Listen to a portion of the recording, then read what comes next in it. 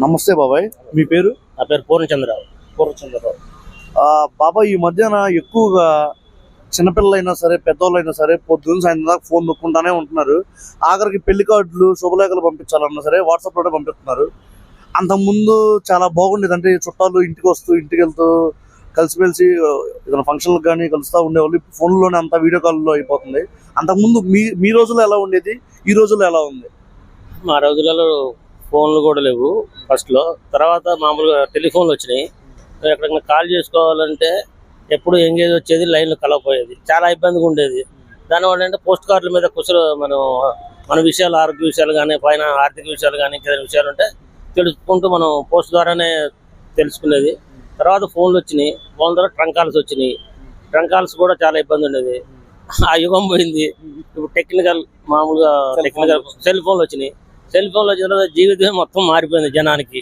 Cell phone లేని ఇలా బతికే పరిస్థితే లేదు జనాలకి. దీనివల్ల ఉపయోగం ఉంది, ప్లస్ నష్టం ఉంది. ఉపయోగం అంటే మనం ఎక్కడున్నా ఏం చేస్తున్నా మెసేజ్ ఇంటికి చేయొచ్చు, ఏదైనా చేయొచ్చు.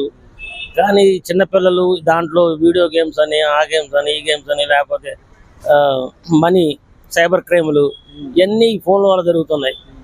కాబట్టి ఫోన్ల వినియోగం తగ్గించుకుంటే మిగతా విషయాలకు మంచిదే, కానీ దీనికోసం అయితే తగ్గించుకుంటే చాలా ఉపయోగం అని నేను. దాని ఎడిక్షన్ ఎలా అవుతుందంటే బాబాయ్, అంతకుముందు గోరుముద్ద తినిపించాలంటే చందమామ రావే జాబిల్ రావే అని పెట్టి అమ్మలో, ఇప్పుడు ఫోన్ లో ఏదైనా వీడియో పెట్టి అన్నం పెడుతున్నారు. ప్రపంచం మొత్తం వీడియో సెల్ ఫోన్ కనపడుతుంది.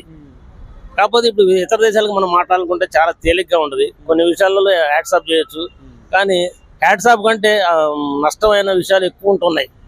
దాన్ని మనం సరిగ్గా వినియోగించుకుంటే దానివల్ల సత్ఫలితాలు పొందవచ్చు. అది నా అభిప్రాయం. అది ఓకే బాబాయ్, ప్రస్తుతం ఏపీలో రాజకీయాలు జరుగుతున్నాయి, మీకు తెలిసే ఉంటాయి. దాని మీద మీ అభిప్రాయం ఏమన్నా చెప్పగలుగుతారా? తెలంగాణ రాజకీయాలు నాకు తెలియదు, నేను చెప్పలేను కూడా. చెప్పాలంటే చంద్రబాబు నాయుడిని చేసి చెప్పాలి. అక్కడ రాజకీయాలు బాగా అంటే రోజు రోజుకి రోజు రోజుకి జగన్ రాజకీయం దిగజారుతున్నట్టు మన మీడియా వాళ్ళు తెలుస్తుంది. అక్కడ లోతుపాతులు అయితే మాకేం తెలియదు.